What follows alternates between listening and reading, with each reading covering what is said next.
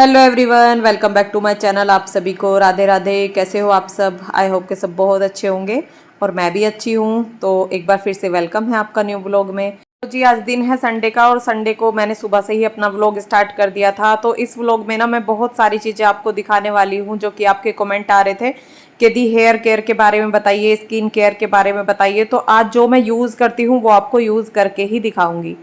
तो यहाँ पे सबसे पहले मैंने कारपेट साफ़ की है और उसके बाद मैंने बेडशीट साफ़ कर दी है। तो बेडशीट मैंने चेंज नहीं की है, वही बेडशीट मैंने झाड़ के ऐसे ही लगा दी है क्योंकि बेडशीट अभी इतनी ज़्यादा गंदी नहीं हो रखी है। और मैं लाइट कलर की ही ज़्यादा बेडशीट मतलब लगाती हूँ, मुझे अच्छी लगती है। लाइट कलर ना मुझे ज़्यादा पसंद है। तो पहले ना मैंने कारपेट पे झाड़ू लगाई है, उसके बाद मैं कपड़ा लगाऊंगी और जो इधर उधर सारी चीज़ें घर में इधर उधर पड़ी हुई होती है उनको उनकी जगह पर रखूंगी। ये मेरा डेली का ही काम है कि जब मैं सुबह कोई भी चीज़ इधर उधर देखती हूँ ना तो उसे ले जाके उसकी जगह पर रखती हूँ और बच्चों को भी बोलती हूँ कि बेटा जहाँ से कोई चीज़ उठाओ उसे वहीं पे रखो। उसे ना ढूंढने में फिर मुश्किल नहीं होती, बहुत आसानी से वो चीज़ मिल जाती है। तो इसलिए ये चीज़ मैं शाम को भी करती हूँ कि दिन में अगर इधर उधर कोई चीज़ पड़ी है ना तो उसको शाम को मैं उठा के उसकी जगह पर रखती हूँ। घर में इधर उधर जब चीज़ें पड़ी रहती है ना तो बिल्कुल भी घर में सफाई सी नहीं लगती। और जब हम कितनी भी सफाई कर लें और झाड़ू पोछा कर लें लेकिन अगर चीज़ इधर उधर पड़ी है ना तो बिल्कुल सफाई नहीं लगने वाली। ऐसा लगता है जैसे घर में कोई झाड़ू पोछा हुआ ही नहीं है। और आप सारा सामान अच्छे से लगा दो, सारा सामान सुंघा दो तो बिल्कुल ऐसा लगने लगेगा कि घर में सफाई हो गई है। तो सभी रूमों की ना बेडशीट मैंने लगा दी है और ये बच्चों वाला रूम है ना तो इसमें अभिमन्यु ने बोला मम्मी आज अपनी बेडशीट मैं ही लगाऊंगा। तो मैंने बोला चलो बेटा देखो लगा के। तो उसने लगाई, मतलब सही से करके लगाई, लेकिन एक साइड से वो ही है।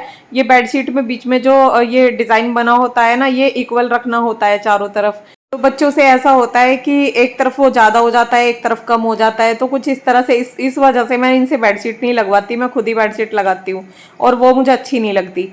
तो यहाँ पे सारे सभी के बेड मैंने साफ कर दिए और ये कान्हा जी का बेड है तो मैं उठा के लाई थी इसे अंदर से।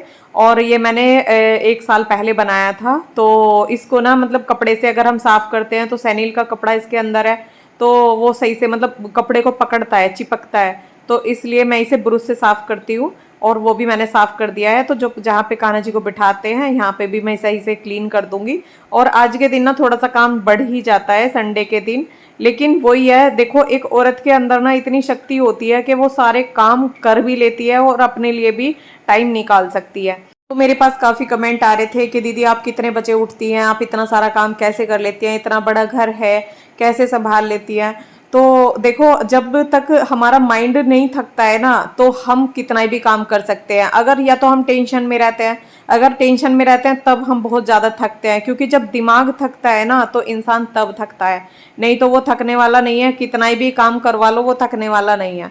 आपने खुद भी महसूस किया होगा कि जैसे हमें कोई टेंशन हुई एकदम से तो हमारे हाथ पैरों की जान सी निकल जाती है और बिल्कुल भी कोई काम करने का मन नहीं होता।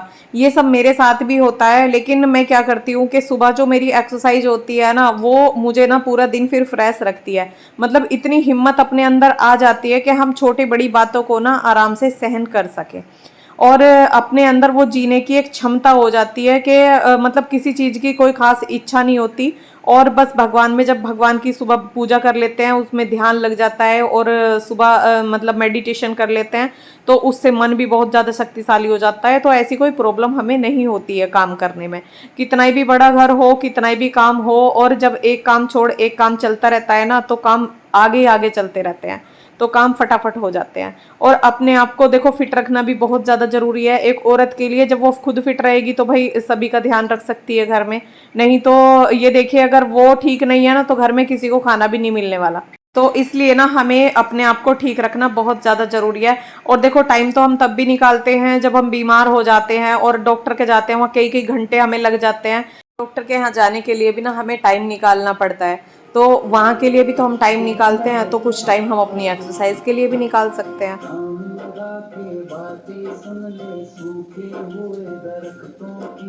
लेता है भगवान परीक्षा सबसे प्यारे भक्तों की। तो यहाँ पे भजन चल रहे थे और मैंने अपनी वॉइस म्यूट कर ली थी। तो आपने सुना, लेता है भगवान परीक्षा सबसे प्यारे भक्तों की। तो ऐसा मत सोचिए कि हमारे जीवन में अगर दुख आ रहे हैं तो क्यों आ रहे हैं। देखो दुख और सुख दोनों चलते हैं जीवन के साथ साथ।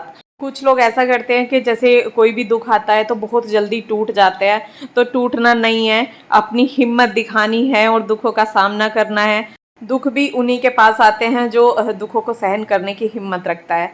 तो अब मेरे साथ ऐसा नहीं होता है। पहले मैं भी बहुत जल्दी टूट जाती थी, मतलब मुझे बहुत ज़्यादा परेशान हो जाती थी, लेकिन धीरे धीरे धीरे धीरे उम्र के साथ या कैसे भी समझ लीजिए आप, मुझे बहुत ज़्यादा मतलब मैं स्ट्रोंग हो गई हूँ।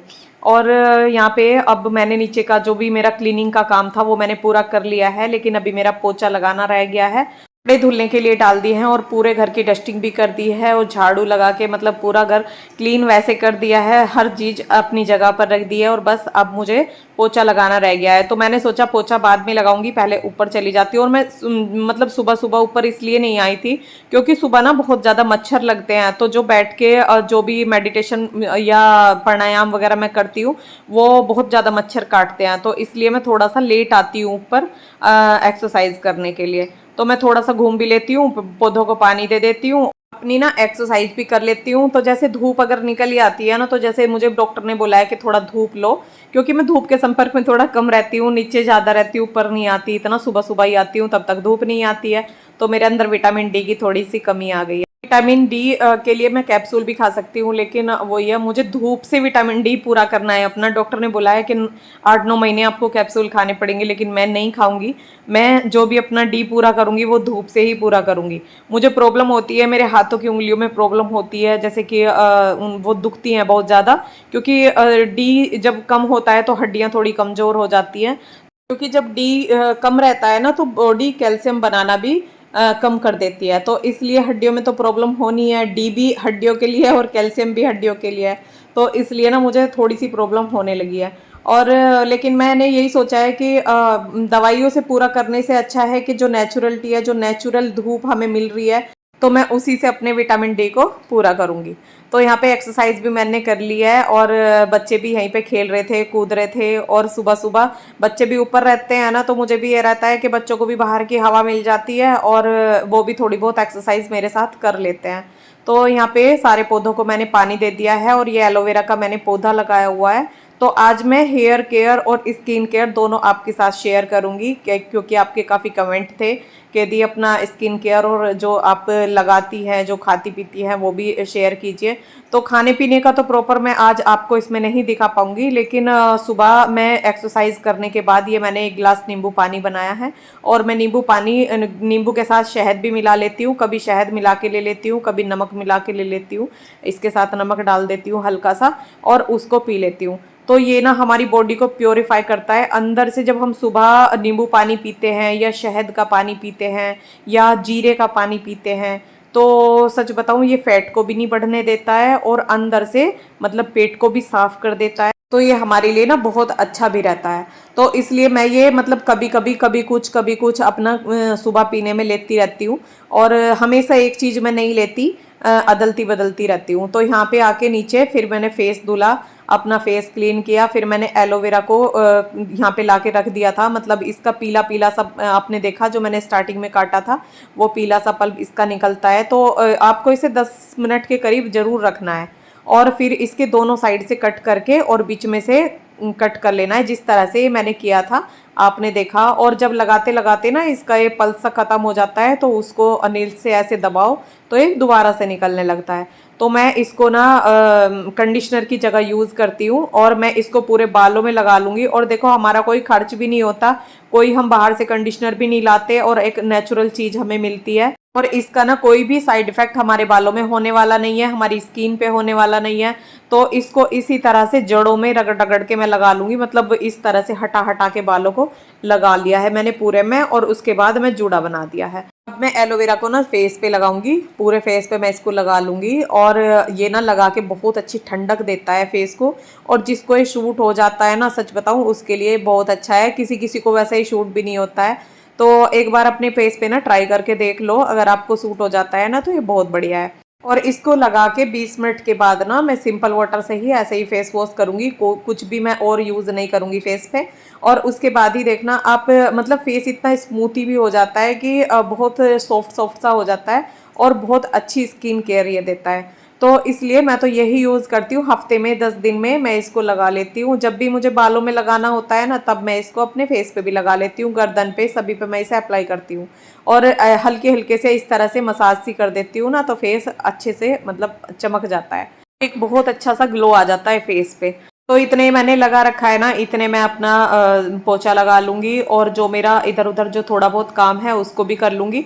और 20 मिनट से 30 मिनट भी हो जाएं तो कोई प्रॉब्लम नहीं है, कोई साइड इफेक्ट देने वाला नहीं है। ये नेचुरल चीज़ है, इसमें कोई ये नहीं है कि हम कोई ट्यूब वगैरह लगा रहे हैं, ये हमें 20 ही मिनट रखनी है और उसके बाद हमें कोई नुकसान देगा, तो ऐसा कुछ भी नहीं होता है। और ये मेरे अनारकली कुछ कुर्ते हैं जो कि मैं थोड़ी थोड़ी देर कभी मैंने पहन लिए हैं, तो मैं इनको ऐसे ही गेट के पीछे टांग देती हूँ। तो मैं इन्हें अब हैंगर में लगा के और अपनी अलमारी में लगा दूंगी। तो अनारकली कुर्ते ना मैं इस अलमारी में ही रखती हूँ।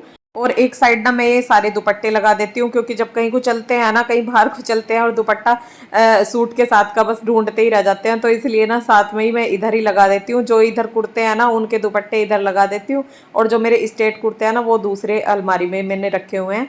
और अब ये मट्ठे से मक्खन भी मैं निकाल दूंगी। और इसके लिए कमेंट आ रहे थे कि दी आप मतलब मट्ठा कैसे बनाते हो, ये वाला मक्खन कैसे निकालते हो आप, हम मलाई से मक्खन निकालते हैं। तो सच बताऊं, मलाई से कभी भी दूध से मलाई मत उतारो, उस मक्खन को मत बनाओ, वो मक्खन खाने में भी अच्छा नहीं लगता है। और दूध से जब मलाई उतर जाती है ना, तो दूध में कुछ भी नहीं बचता है। हम बच्चों को दूध पिलाते हैं, खुद दूध पीते हैं, तो वो दूध ना बहुत ही हल्का हो जाता है, बहुत पतला, वो मट्ठे की तरह ही हो जाता है, तो उसका पीने का कोई फायदा नहीं है। या तो आप पीने वाला दूध अलग मतलब उबाल उसमें अलग लगाओ और उसको ढक के रख दो ताकि उस पर मलाई ना आए, तो उसको पियो। और बाकी दूध अपना पका के रख दो, उसकी मलाई आप उतार सकते हो। नहीं तो बाकी दूध अपना जैसे कि दूध जमा देते हैं, दूध में जावन लगा देते हैं, 1 चम्मच मट्ठा या दही लगा देते हैं हल्का गुनगुना करके, और सुबह उसमें उस तरह से मैं दिखा दूंगी। इस व्लॉग में तो मैं नहीं दिखा पाई, लेकिन आगे मैं दिखा दूंगी कि किस तरह से मैं दही में थोड़ा सा पानी डालती हूँ, हल्की सी बर्फ डालती हूँ और उसमें मशीन लगा देती हूँ। और मशीन लगाने के लिए भी ये नहीं है कि हमें पतीली चाहिए, क्योंकि मेरे पास पतीली है तो मैं उसमें लगा देती हूँ।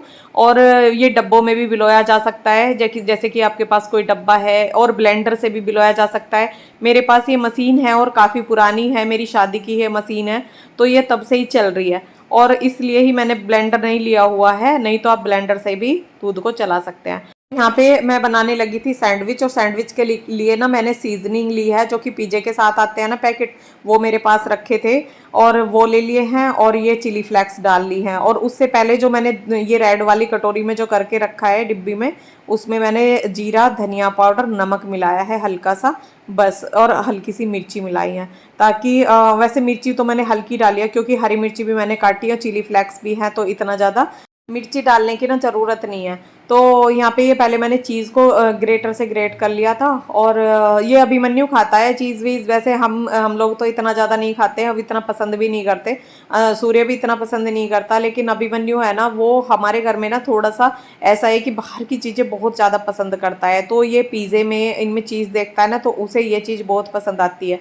तो उसने अभी अपने पापा से बोल के कि पापा मुझे चीज़ वाला सैंडविच खाना है, तो उसने अभी मंगाया है। तो मैंने पहले इसमें चीज़ डाली है, उसके ऊपर ये सब लगा दिया है, उसके ऊपर जो मसाला मैंने बना रखा था वो डाल दिया है, चिली फ्लेक्स सीजनिंग डाल दी है, और फिर चीज़ डाल के और ब्रेड पे हल्का हल्का सा घी लगा के, और ये मैंने सैंडविच मेकर में लगा दिया है। तो आज सैंडविच बन रहे हैं क्योंकि आज कान्हा जी की छठी पूजेगी, तो अभी मुझे जल्दी फिर से खाना बनाना है, तो इसलिए मैं अब हैवी सा नाश्ता करा दूंगी। सबने पहले दही ले ली थी नाश्ते में, और अब ये सैंडविच खा लेंगे। और ये वैसे भी थोड़े से हैवी होते हैं, मतलब जल्दी से भूख नहीं लगने देते हैं।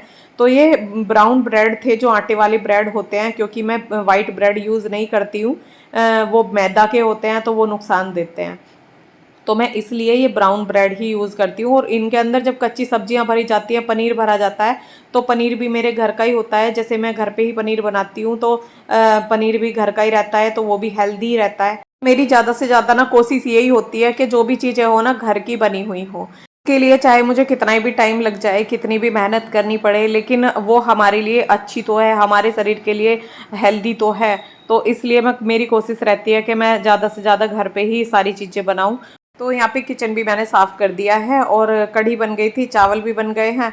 और अब मतलब कढ़ी मैं आपके साथ शेयर नहीं कर पाई क्योंकि व्लॉग बहुत ज़्यादा बड़ा हो जाएगा, और बड़ा ना व्लॉग हो ही जाता है जब मॉर्निंग टू इवनिंग का हम दिखाते हैं ना, तो व्लॉग बहुत ज़्यादा बड़ा हो जाता है, बहुत ज़्यादा कट कट करना पड़ता है और छोटी छोटी सी क्लिप दिखानी पड़ती है, नहीं तो व्लॉग बहुत ज़्यादा बड़ा हो जाता है। तो यहाँ पे कढ़ी चावल और अब मैं बनाऊंगी सूजी का हलवा। तो सूजी के हलवे के लिए ना मैंने थोड़ा सा घी चढ़ा लिया है और मतलब कटोरी थोड़ी सी कम थी सूजी की, भरी हुई कटोरी नहीं थी, हल्की सी कम थी, तो वो मैंने डाल दी है। और इसके मैनेजमेंट के लिए ना, मीठे के लिए ये बिल्कुल परफेक्ट मीठा होता है। कुछ लोगों को ये होता है कि मीठा ज़्यादा कम रह जाता है, तो जितनी आप सूजी डाल रहे हैं ना उतनी ही आप चीनी डालिए, तो बिल्कुल मीठा ना परफेक्ट बन के तैयार होता है। तो यहाँ पे हलवा भी हमारा बन गया है और अब मैं ना रोटियां बना लूंगी। और कुछ जगह छठी जो पूजी गई थी वो सैटरडे को पूजी गई थी और कुछ जगह संडे को पूजी गई थी, तो हमारे यहाँ तो संडे को ही पूजी गई थी। और कुछ लोग ऐसा करते हैं सुबह में छठी पूजते हैं और कुछ शाम को पूजते हैं। तो शाम को अगर हमारे यहाँ पूजती है तो थोड़ा जल्दी ही पूज जाती है, मतलब ज़्यादा लेट नहीं होते हैं, अंधेरा नहीं होता है, जल्दी ही पूज देते हैं। तो मतलब पूजा का भी टाइम होने ही वाला था, जैसे मैं 7:30 बजे पूजा करती हूँ, तो आज मैंने 6:30 बजे के करीब ही पूजा कर ली थी। और अब मैं ना कान्हा जी को भोग लगा दूंगी। और इस व्लॉग से आपको कुछ सीखने को मिला या ये व्लॉग आपको कितना यूजफुल रहा, तो मुझे कमेंट करके बताना। और एक औरत ना अपने घर के साथ साथ अपना भी ध्यान रख सकती है, बस उसे थोड़ा सा अपना रूटीन चेंज करना होता है और वो अपना पूरा ध्यान रख सकती है, अपने आप को फिट रख सकती है। तो वीडियो आपको कैसा लगा? अच्छा लगा हो तो लाइक करना, चैनल पर नए हो तो सब्सक्राइब करना। मिलते हैं फिर एक नए वीडियो के साथ, तब तक के लिए राधे राधे।